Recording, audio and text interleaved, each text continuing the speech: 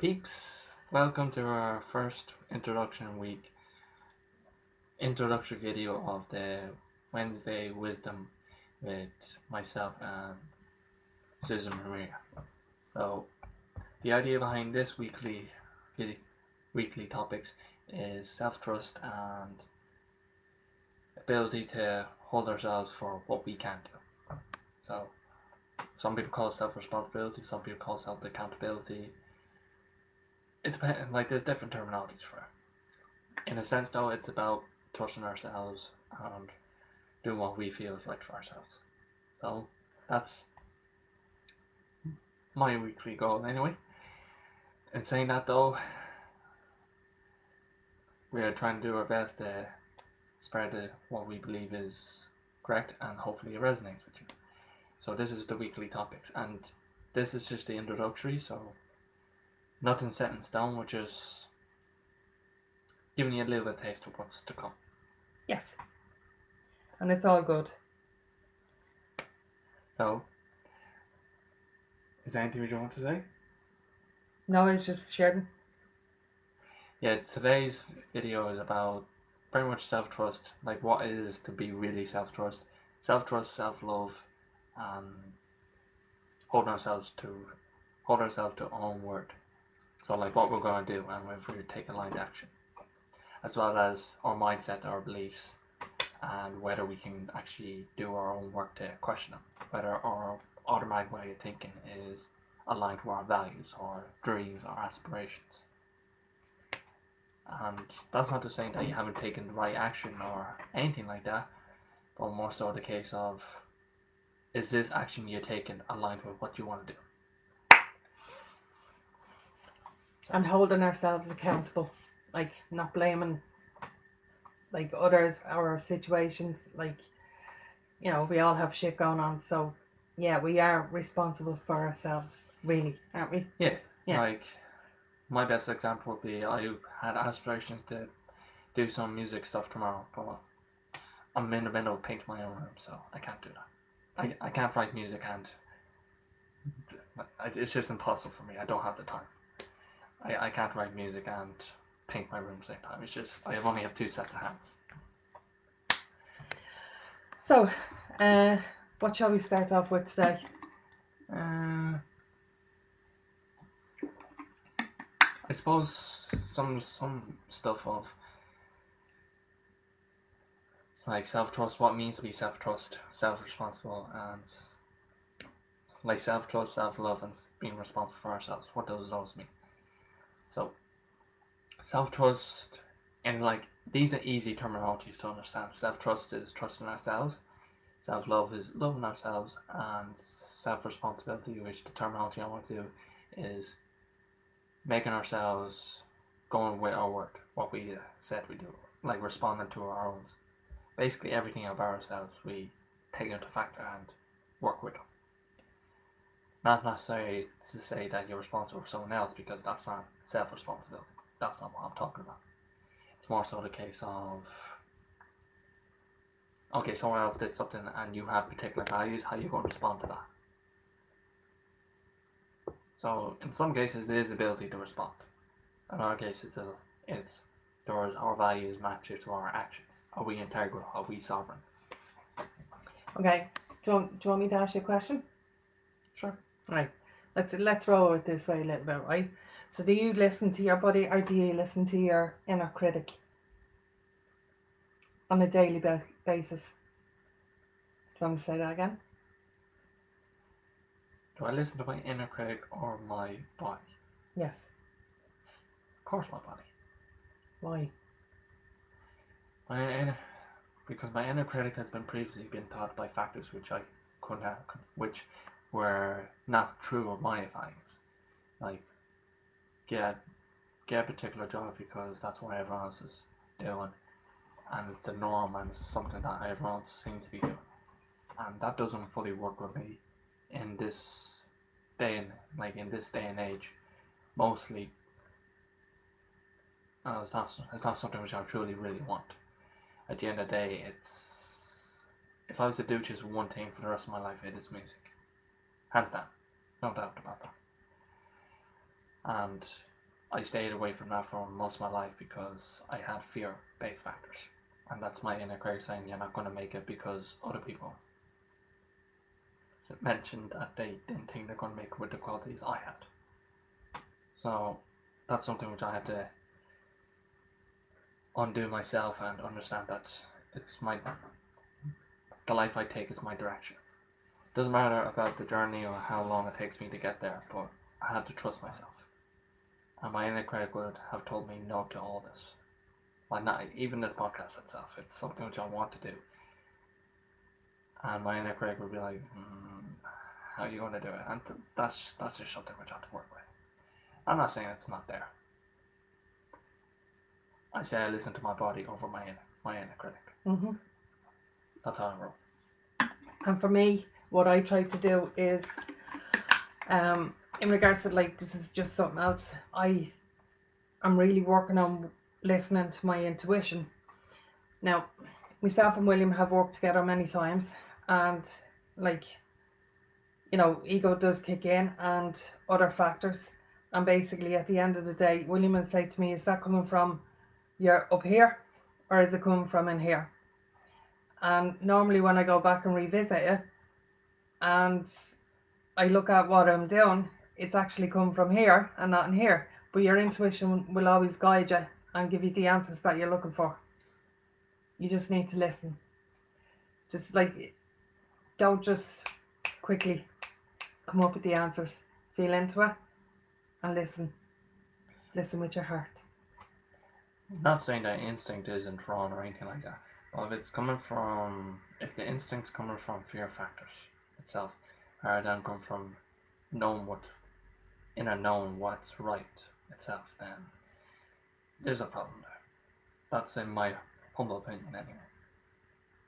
If you're doing something, if you just keep repeating the same thing over and over and it's not leaving you unsatisfied, why would you do the same thing again? Okay, yeah, there could be a long-term goal, but is this repetitive thing for that long-term goal? Or is it disconnecting you? And these are things which we need to take into account for ourselves and for everyone who gets involved. And I suppose that does relate to self-trust and self-love.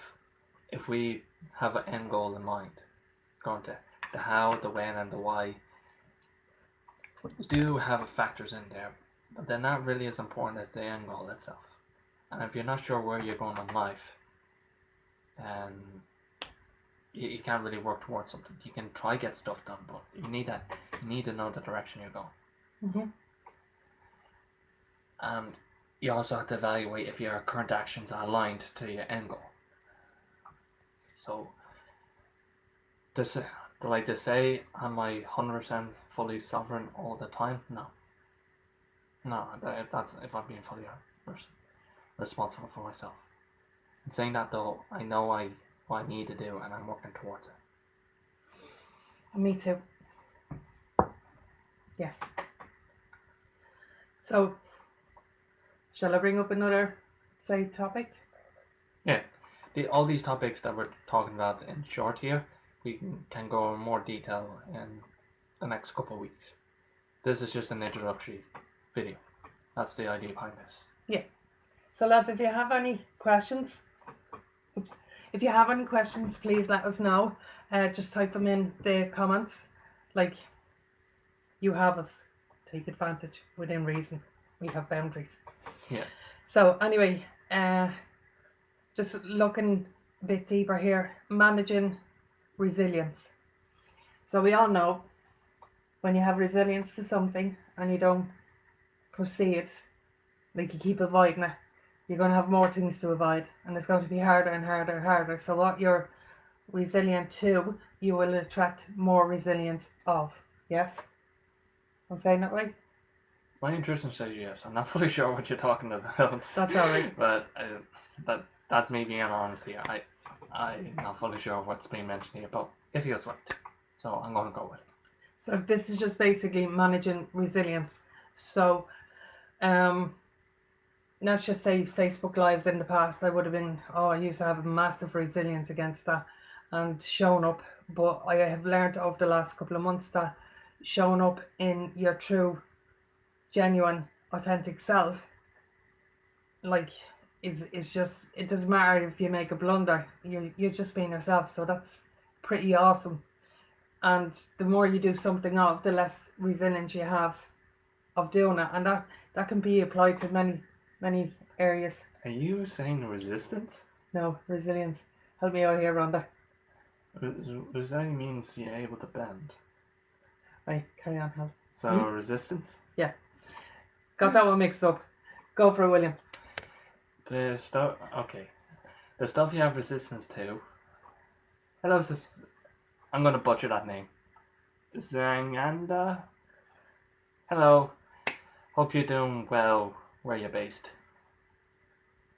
And I hope you're doing good.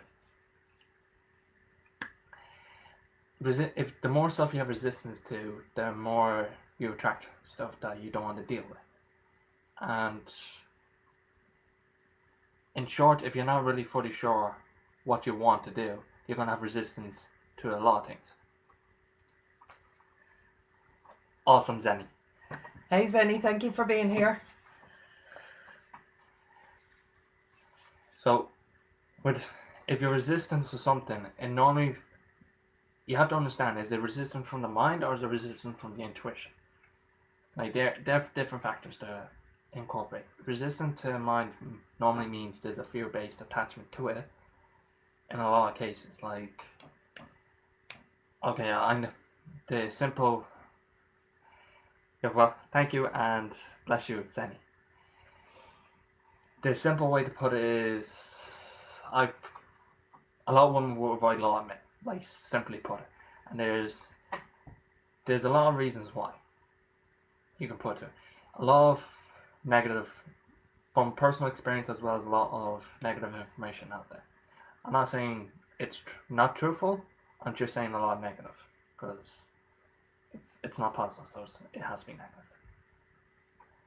Now, a lot of women would avoid men from mental situations. Like they say, they look at a guy and Oh, wow.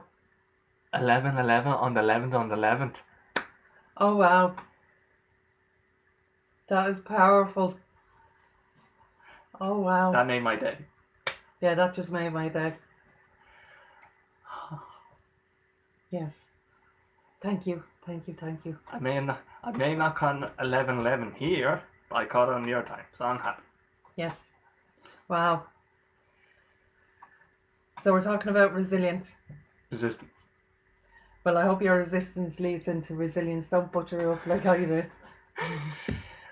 So, if you have resistance to guys, let's say, in the short term, I would like to ask you, is it from fear-based attachments to a lot of situations like men being manipulative?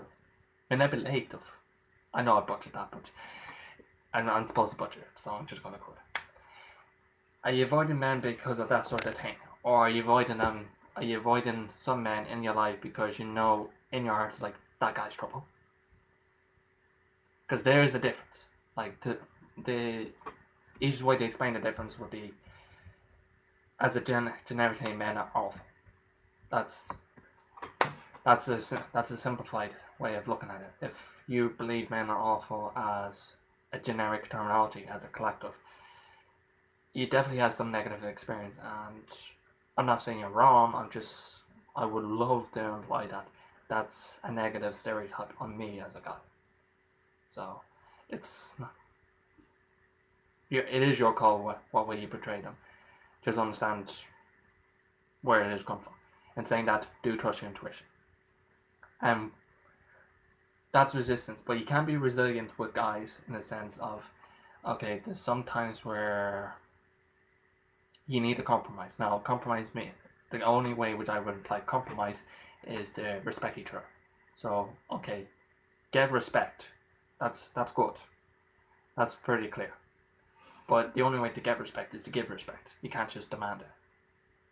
So if you're willing to give respect and hope to receive it, but the guy doesn't give it back to you, okay, your intuition will tell you, okay, you've been resilient in the factors of what's been coming in, so you bend around things, but this guy is not going to bend you too much.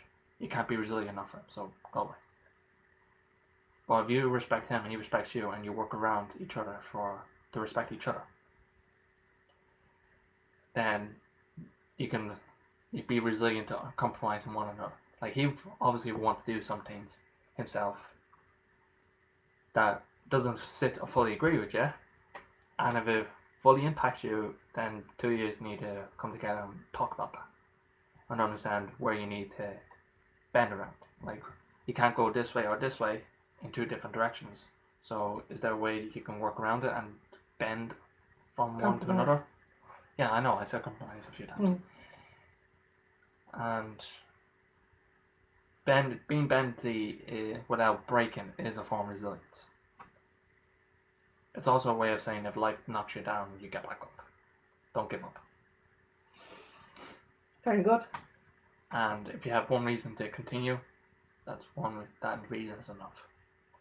And if no other reason, trust yourself. Awesome. Does that resonate, my love? Does that resonate? Anyone that's on a replay, this is still going to be as powerful. And take what resonates with you, and obviously don't take what doesn't. So, like I said, the replay is just as good. Right, what else do we need to touch on? What's coming up for you? Sorry, I interrupted. Yeah, no. Basically, in short term itself, are you every value you have when you look within yourself, or every single piece, like the way you speak, the way you treat others, is it to your own values? That's what integrity would mean. So let's take love for example. I do not know a single person that does not want love. But are you someone who gives yourself love by feeding yourself the right stuff, by treating yourself with the utmost respect? Like, if you make a mistake, do you give yourself a pat on the back, said hard luck next time? In a short frame, I would say, oh my god, that's not right. That's not what needs to be done. You have to do it this way. And you're being harsh and critical. It is the end of life. That's what the end of critic is. Does that take resonance every time you do something wrong by your own understanding, or do you treat yourself with love and respect? Because how we treat ourselves is the utmost way to treat others. I know a ton of people who give banter to others by throwing insults, and most of the time they don't. They say they don't mean disrespect by it, but it does really strongly imply a hidden layer of self-sabotage.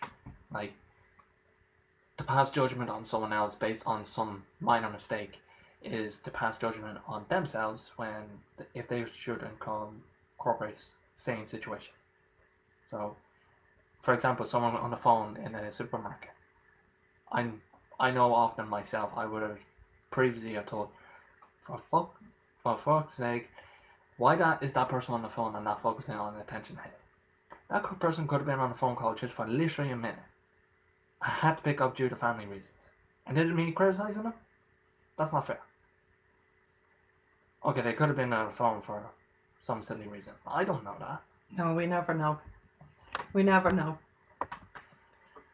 And I suppose we have to understand that a lot of things other people do, we do ourselves. And we have to try and avoid passing criticism where possible. And saying that human judgment is part of human experience. So it's not something that we can totally avoid, but understand that it is part of us. So if you go to the mirror and think or feel crap, say some affirmation about yourself, or do something to make yourself feel good. Give yourself a little wink. Just say, "Hey, gorgeous." That's all I used to do in the mornings to,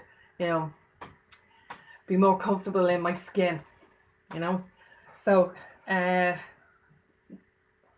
what's the other? Oh yeah, emerging with and without fear. Fear's always going to be there. Yeah. I can't remember a day where I haven't done something and I was thinking twice about it. or you post something and you're like, not the way you were always saying, oh, I hope so many so-and-so's either comment, like, or whatever, and then there's one that you're speaking your truth and you're half afraid to post it because you don't want to be, for a split second, you don't want to be judged, and then you just say, fuck it. Yeah, being brave is to take our fear in our stride and just continue onwards. That's what being brave is. It's not the absence of fear, but it's knowing what the fear is there and still doing it. Yeah. So, like, to stand in our integrity, stand in our sovereignty is sometimes the most difficult thing to do. But once we do it, it's just automatic for us. I do not know, I can't underestimate the amount of times I've said something that I believed was true or was in resonance with me, and it's just something that most people in my situation would have took for granted, and other people are like, wow, that actually happens. Like, what did I do? What did I do? Because I had no clue. I literally had no clue what was it. All I did was spoke my truth. Speaking your truth is liberating. Absolutely liberating, isn't it? Yes. So, In saying that, that's where self-trust, and to take radical action means quickly, pacey, like just changing things, like looking at things and turn them upside down, inside out, and looking at things and let it transform. yes. I'm not saying this is something you have to do intensely within a short period of time. So that works for some people, but understand what works for you. And if goals are scary, break them down. Yeah. Break them down into smaller steps, and try and make progress with those steps on a daily basis. If you don't have a time frame on a goal, it's just a dream, or it's just a hobby, right? So just let that sit with you for a wee second. That is the way it is. So if something is too scary to do it, break it down. All right. So that's my twopence worth on that. Yeah, and at the end of the day, if you really want something, you go after it. Yes. Like that's just a general rule for the two sexes themselves. Anyway, I want to leave it there, as this is just an introduction. Like there'll be we'll be going over more topics more in depth, and I just want to touch base on a few things. So lads, we will, like, if William can't go live, I'll try and do a live. If I can't do a live, William will be doing a live, and then in between we're working together. All right, and we have between Monday and Friday we have something at 7 p.m. GMT every day. That's the ideal at the moment. Things might change. It depends on when we get. It depends on whether the target audience can actually make it. Yeah. That's okay. It's all good. So. But the easiest way to put it is, if you don't know something, just try it and trust yourself. Allow yourself to make mistakes and then go again. Yes. So, muchas gracias. Aho from Ireland, and thank you for being here. Not UK, not England, Ireland. Yes. Good night and God bless. Good morning, good afternoon from wherever you are, and thank you for being here. Thank you. Talk to you again.